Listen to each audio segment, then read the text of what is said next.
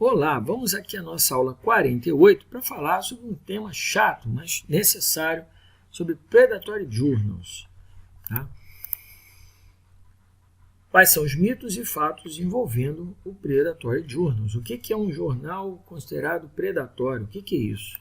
Bom, nos anos 2010 surgiu um bibliotecário americano, um mestrado em biblioteconomia, formado na Universidade da Carolina em 1990, que foi o último título acadêmico desse cidadão, chamado Jeffrey Beall, que ele resolveu criar e acabou ficando com o nome dele, né, um verdadeiro sistema de inquisição, ressuscitou a Inquisição acadêmica, criou a Inquisição acadêmica.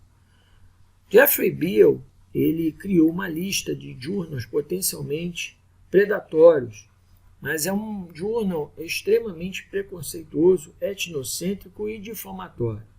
Esse cidadão ele trabalhava na Universidade do Colorado e foi demitido, tinha uma página no site da universidade, foi retirada, depois ele trabalhou numa universidade na Austrália, talvez para se esconder da quantidade de processos que ele arranjou ao longo do caminho.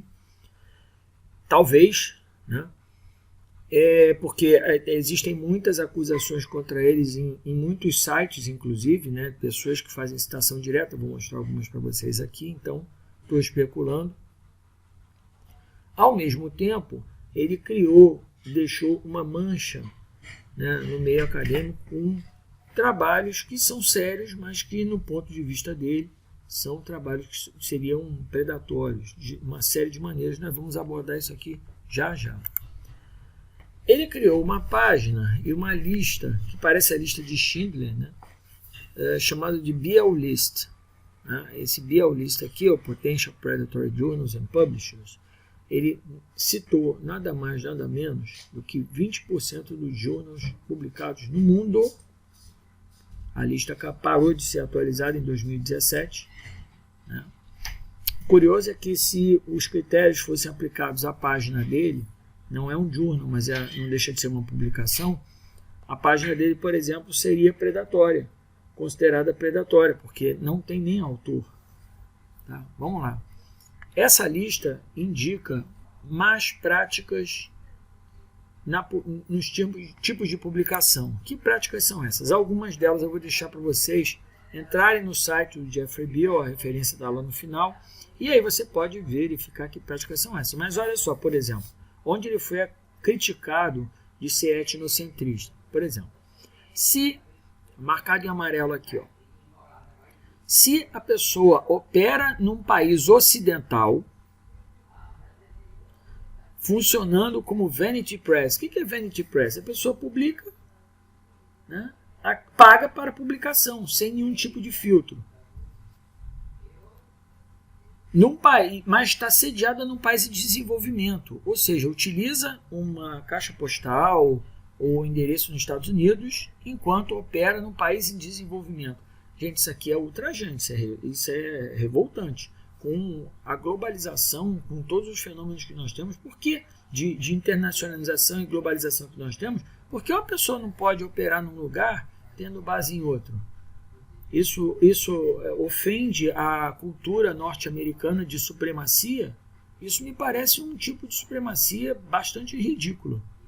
Tá? Tem uma página de contato que inclui um formulário via web ou um contato de e-mail.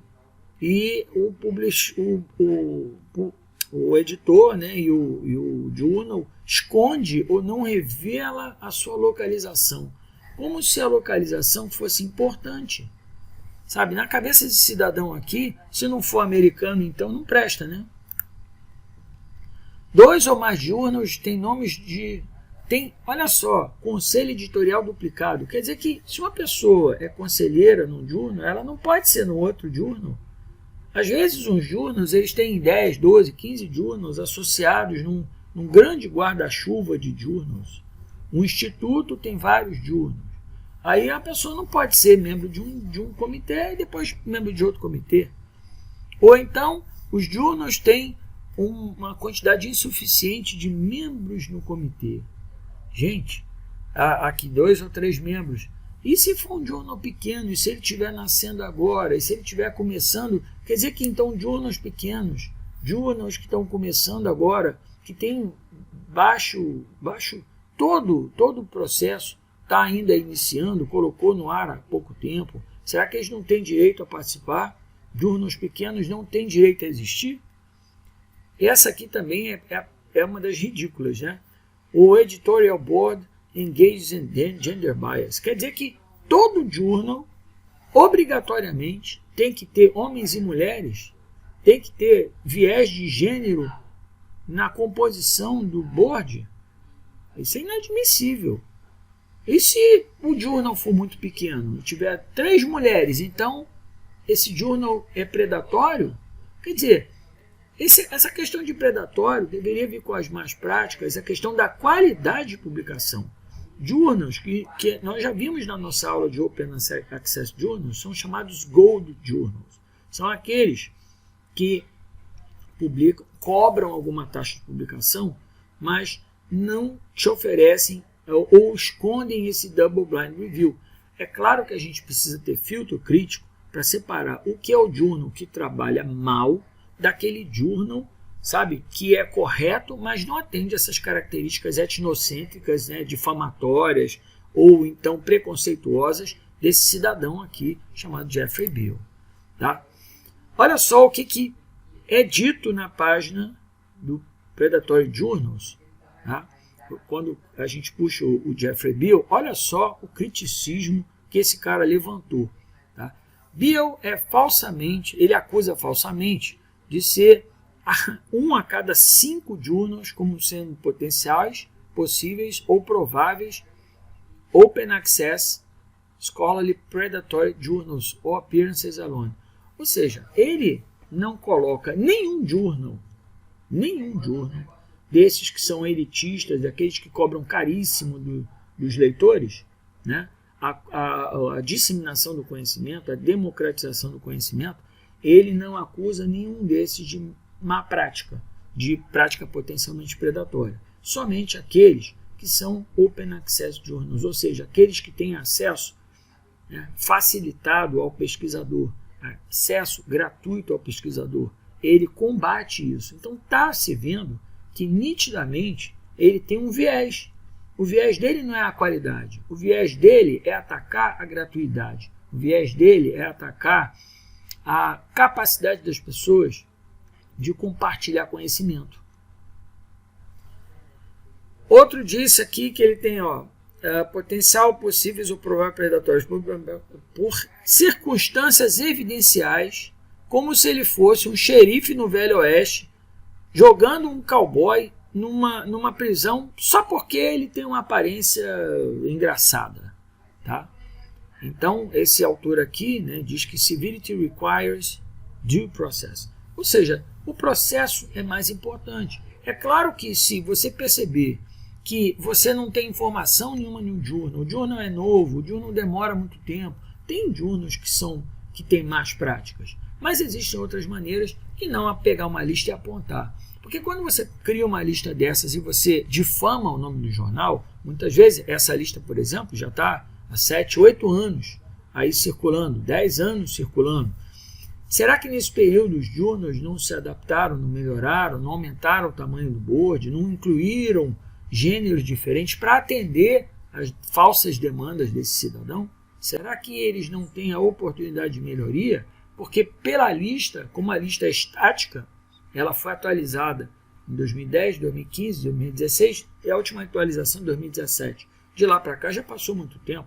Será que ninguém se mexeu para tornar-se um journal, então, abre aspas, não predatório, fecha aspas? Então, o curioso é que a página do próprio cidadão do Beall's List, ele tem um disclaimer dizendo que eu não sou o Jeffrey Beall, ou seja, a página dele é fake. Você não tem autoria do Jeffrey Beall na própria página que está colocada na Wikipedia, na WordPress, né? E está vigente aqui no site, vou citar. Então, assim, como assim? Um aluno, né? Eu sou um aluno de pós-doutorado, numa universidade europeia e que tem experiência com Predatory Journals. Então, assim, essa forma de experiência, né, isso acabou mostrando que você não deve seguir esse tipo de lista. E veja, esse camarada fez discípulos aqui no Brasil. Talvez pessoas que tenham seus artigos negados, né, seus artigos proibidos de serem publicados, tiveram algum problema, e aí resolveram agora descontar, se vingar no coitado dos outros journals que fazem um trabalho decente. Por exemplo, mas o que eu devo fazer para evitar esses journals com más práticas? Primeira coisa, se você quer publicar em journals Open Access, procura direto no diretório do Open Access Journal. É simples assim.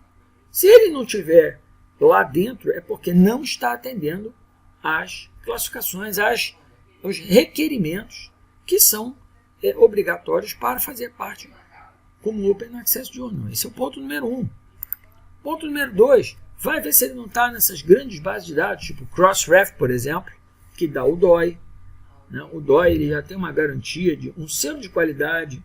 Né? Você pode olhar na Índice Copérnico, Google Scholar, Scopus e tantos outros indicadores. O GC, para quem tem jornal indiano, Impact Factor, tem tantos journals, tem tantos bases de dados classificatórias que você pode sim analisar, verificar se esse journal existe, ISSN.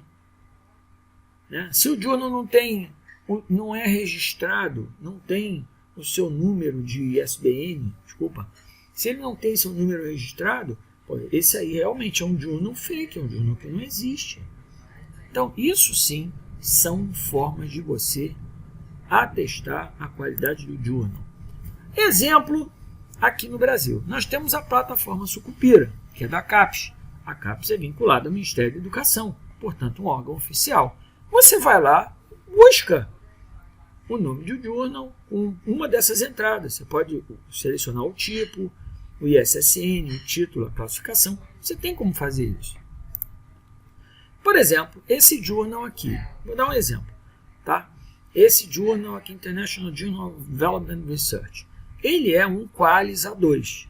Aqui embaixo que você vê na plataforma Sucupira, é um Qualis A2.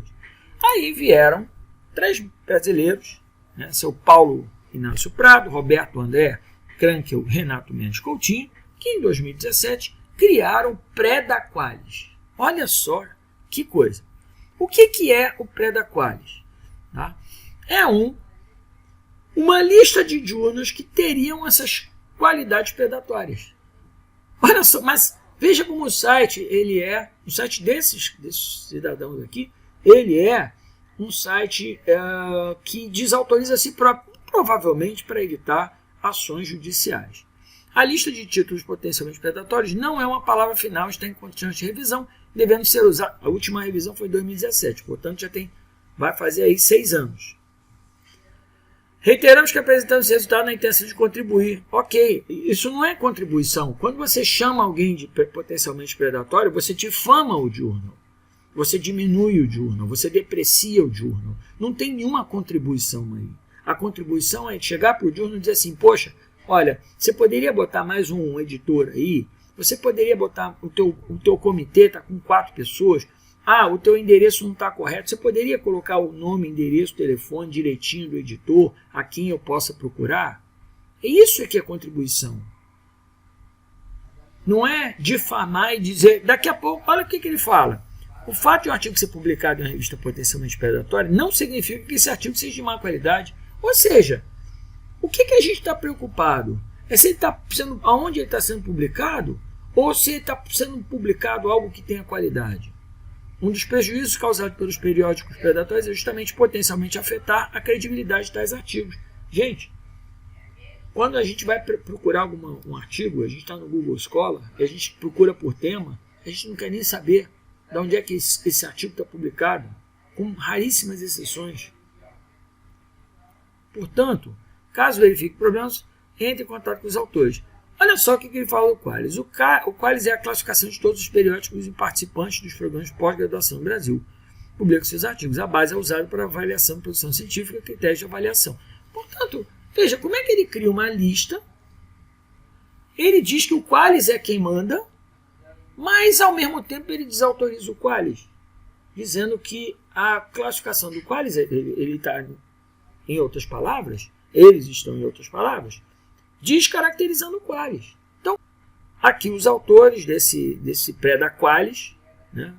Esse journal aqui, por exemplo, né, voltando aqui, ó, esse aqui está dentro do pré da Qualys. Agora, a quem eu vou dar ouvido? Ao Qualys, que é da CAPES, que é do Ministério da Educação, ou esses 3 cidadãos que provavelmente têm algum motivo escuso, particular, né, e que é incerto e não sabido, para se dar ouvido a uma coisa dessas. Mas isso causa um estrago. O que eu queria chamar a atenção para vocês, está aqui as referências para a gente finalizar, aqui as referências, é que isso causa um estrago na reputação de qualquer journal. Isso não se faz. Se os journals são... para que você que está começando a publicar agora, você que está começando a pesquisar agora, isso aqui pode servir de alerta. Mas é importante que você verifique e conheça os critérios.